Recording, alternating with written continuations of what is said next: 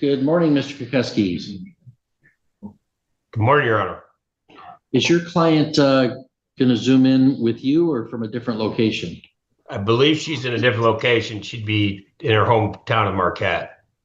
Okay, she has not appeared yet. I'll place you back in a waiting room until I see her here, okay? Thank you, Your Honor.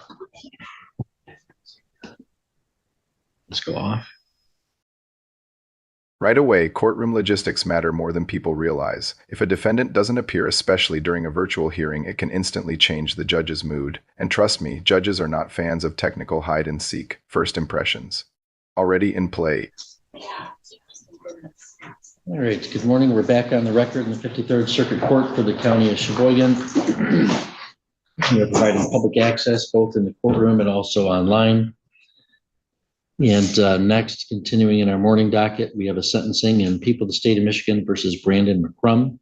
It's filed 26-7126FH. Counsel, you want to state your appearances beginning with People? Melissa Goodrich, County Prosecutor. Good morning. May it please the court, Michael Comorn appearing on behalf of Mr. McCrum. This is to my immediate right. State your name for the record, sir. Brandon McCrum. Okay, good morning. And Mr. Comorn, have you had a chance to review the pre-sentence report with your client? I have, Your Honor. Any additions, corrections, or modifications to the content? There were no deletions, edits, or corrections that need to be made. Okay. The advisory guidelines have been scored at 10 to 28 months on a charge of operating while intoxicated third, habitual second. Do you have any scoring challenges? And here we go, sentencing day. This is the moment where everything gets real. No more arguing guilt or innocence. That chapter is closed. Now the only question is, how much time and what kind of consequences are coming next? We do not. Ms. Goodrich, do the people have any additions, corrections, or scoring challenges? No, Your Honor. Okay, Mr. Comorn, anything you want to say on behalf of your client? Go ahead. Yes, Judge. We put together a pretty comprehensive, or tried to put together a comprehensive sentencing memorandum, which I think covered most of the stuff. I'm not going to. That 10 to 28 months number. That's huge. These are sentencing guidelines, a legal roadmap for the judge. Not a prison GPS, but definitely strong guidance. Translation: the defense now has one job: convince the judge their client deserves mercy, not maximum punishment. Intro. Listen closely here. This is classic defense strategy. Step 1. Own the bad facts before the prosecutor weaponizes them. Step 2. Shift the focus from bad choices to why those choices keep happening. It's not excuse making, it's mitigation. And yes, there's a big legal difference. Repeat all that. I'm going to try to summarize the important points I think are extremely important for the court's consideration in issuing the sentence. What I think is important and matters most, and I ask the court to weigh, and when selecting, is obviously we start with the guidelines, which are 10 to 28 months. My client did plead guilty. He didn't put the people to the proofs. He didn't litigate the stop. He didn't litigate the field tests. He acknowledged what he did and accepted the consequences of his conduct. This is important for Michigan's proportionality framework under Steenhouse, and commands attention to the offender, not just the offense. The offender before this court did not have to be dragged into accountability. He walked into it. The statements to the pre-sentence investigators are not statements about getting caught. They're statements about the harm he could have caused other people. That is the language of remorse, and it's corroborated by what he has been doing inside the Sheboygan County Jail since October of 2025, which is consistent attendance to Alcoholics Anonymous, consistent attendance to Celebrate Recovery, and unprompted, self-directed engagement with the recovery materials. The attendance logs are before the court, and the PSI confirms that he has been thoroughly engaged in this. I did even send some updated supplemental materials. I think early last week that my client had sent me. Of the attendance, I did get a copy. Okay. I want to be candid, however, because the court's obviously aware of his record, and it's not a great record. It's a terrible record, in fact, and I'm not going to try to pretend otherwise. He's got a long history of alcohol and drug-related offenses, many involving driving, but all circling around with his substance abuse issues that have been a long-standing problem for him. And I know the court has recently had him as a defendant as early as 2020 and was a sentence which he was he had done and then was on parole when he picked up this new case. His convictions stretch back across decades. He has been to prison, and as I mentioned, he's on parole when this offense happened. But what we're submitting to the court and respectfully ask the court to consider is that just that there needs to be some kind of different approach to these particular types of situations, especially in Mr. McCrum's circumstance. There's been thousands of days of incarceration that he's already participated in. His past represents that there has been prior treatment. It represents conventional supervision, and it has not stopped his conduct. It has not addressed the recidivism. The pattern has continued, not because the prior punishments were insufficient, not because Mr. McCrum is a violent or predatory man, but because the underlying driver of his conduct has never really been adequately treated. The COMPASS assessment in this case identifies his substance abuse risk as highly probable. The COMPASS assessment from his 2020 PSI identified the exact same core criminogenic needs. The system has named this problem repeatedly, and unfortunately, it has not been resolved, and it continues to exist. So what is the underlying driver that seems to be the force in Mr. McCrum's life? And this is what I'm suggesting, and ask the court to likewise find that this all goes to the heart of the mitigation.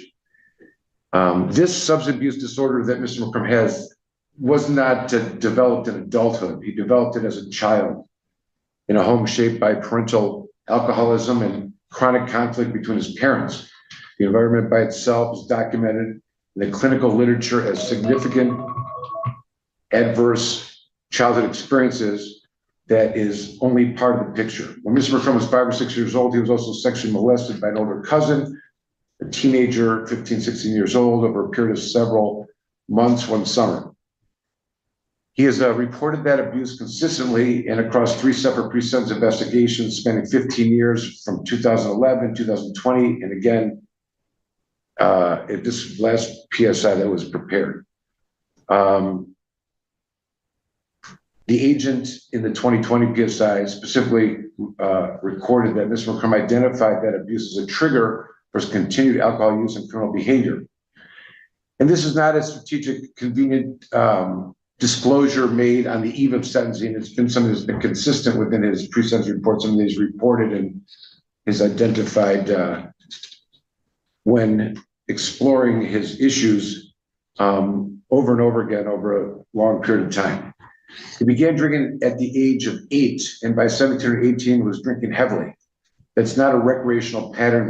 This is where the emotional gravity hits. The defense isn't just saying he has addiction issues, they're building a trauma narrative: childhood abuse, parental alcoholism, early substance use.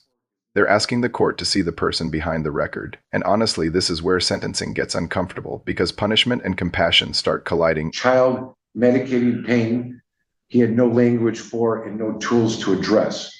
Next is that the history and what brought Mr. McCrum to this court is not just advocacy or elocution, it's established science and has been recognized within the federal court system.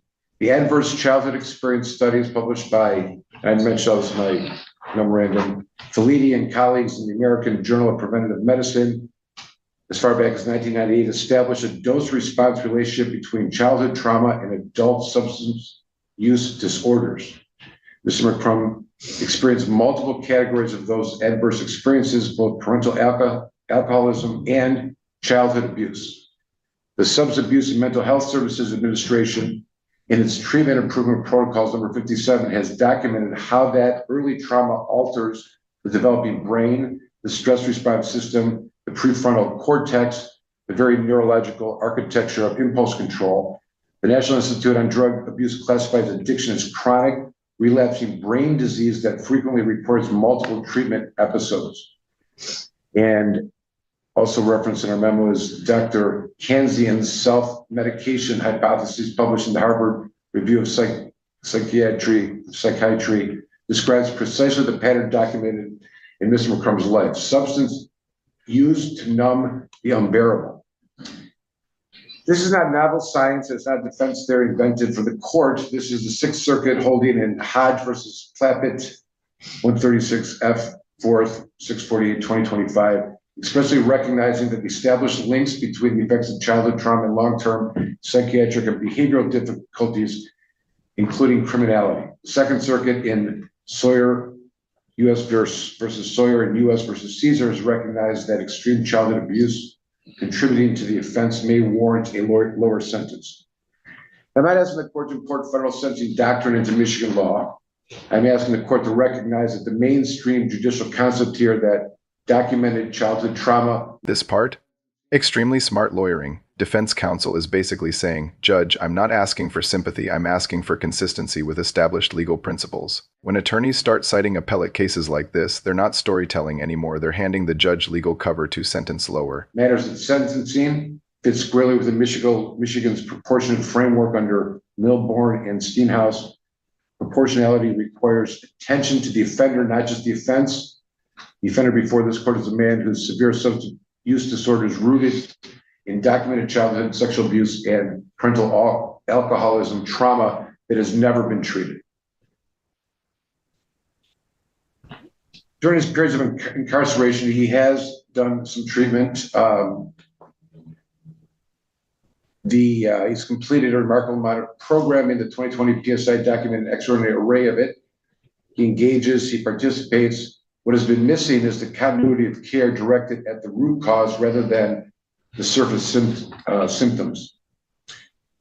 And he is now without resources on the outside, as the court is aware and attached to our memo. His wife, Jennifer, has stood by him for 6 years, married him during his last incarceration.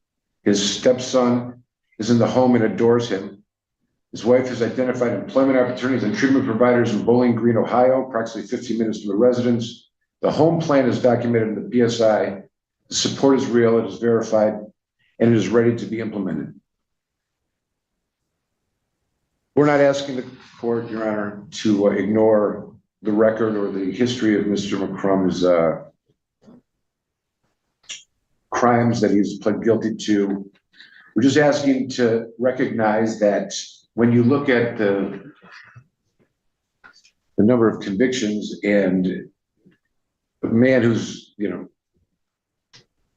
who is taking responsibility, he asked the question, what could be said? What is different this time? I mean, what am I saying that the lawyer in 2020 didn't say? Because I know it would seem to be going nowhere. But if you look at, really delve into the history here, you see that these pockets of facts in his life that created the mentality and psychology of how he goes through the world, it was terrible. And I don't know that any of the treatments have ever addressed them directly. Now, there may not be the resources to do it. It may be a heavier type of treatment that's needed.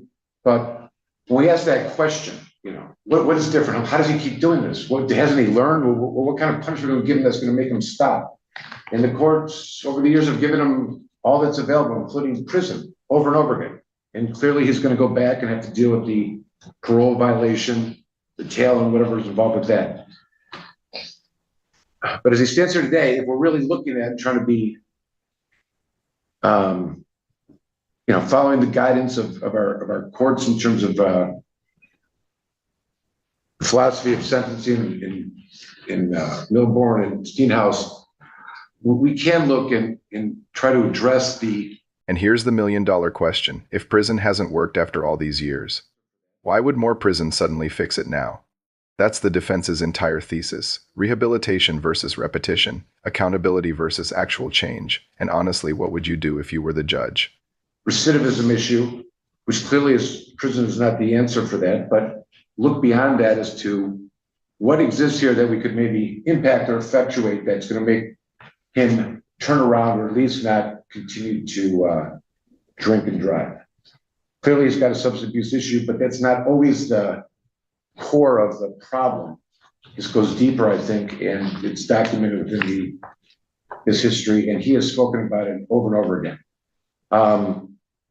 I would say, Judge, that he's a very nice man. I mean, it's unfortunate that he stands before the court with a terrible record and type of liability that exists for him. It seems as if he's all of his problems are related to his substance abuse issues and his inability to control himself and make bad decisions while that's taking place.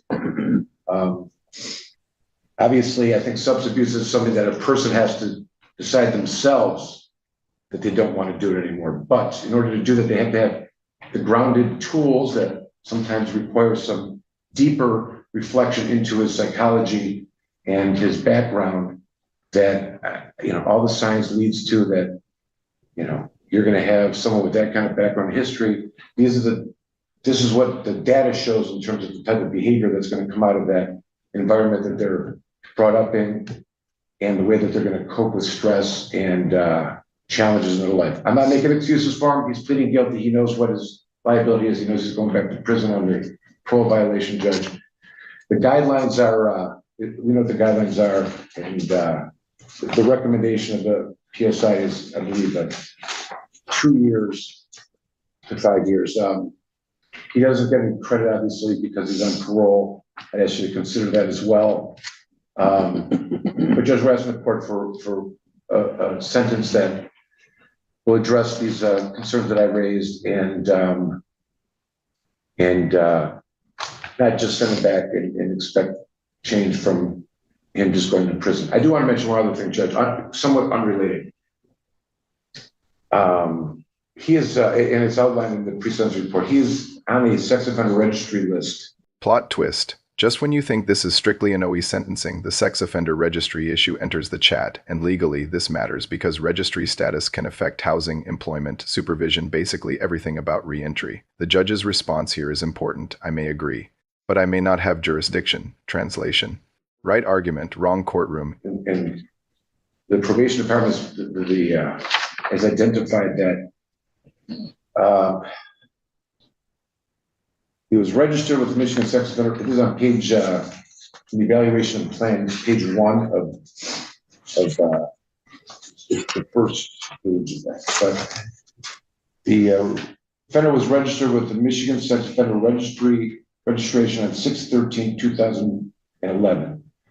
The offender's registered as a tier 3, which requires lifetime registration. It should be noted in the pre-sentence report prepared 11/18/2020 before Your Honor. The Sheboygan docket number 26030. It was noted that the offender was convicted of an offense in September 1996 in Ohio, which at the time was not registerable and has never been on the sex offender registry in Ohio. For reasons that aren't clear, he was added to the Michigan Sex Offender Registry in August 2011 after he was convicted of a financial transaction device. And the offender is still not required to register, so says the probation department in Ohio, and would have been removed from the Michigan registry as he was added retroactively, which has been deemed unconstitutional.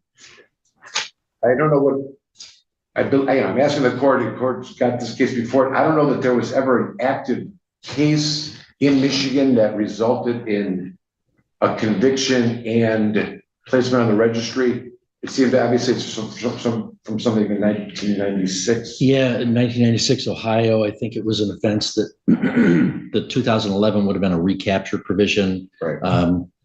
And I think I don't recall, but in 2020, I probably said what I'm about to say now that, it seems like, maybe he shouldn't even be on it, but. That's actually a surprisingly significant moment. Judges rarely hint this directly. When a judge says, you may have a real issue here, that's not casual conversation, that's practically a legal flare in the sky saying, file the motion, the problem. It still won't help him today. Intro. So now the stage is fully set, a defendant with a terrible record, a defense built on trauma and treatment, and a judge balancing public safety against the possibility of real rehabilitation. The question isn't whether consequences are coming, they are. The real suspense is whether this sentence will be punishment or a final chance. But he'd have to petition. I think there are some statutory mechanisms for him to petition for that. I don't know that in this OWI case, I have any jurisdiction to address his registration or not. This offense is not affecting his registration.